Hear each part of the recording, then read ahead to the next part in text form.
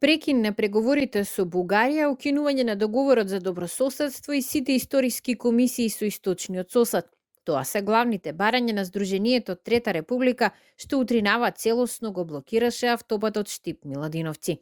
Ова е само предупредувачки протест, ако до понеделник владата не ги исполни нашите барања целосно.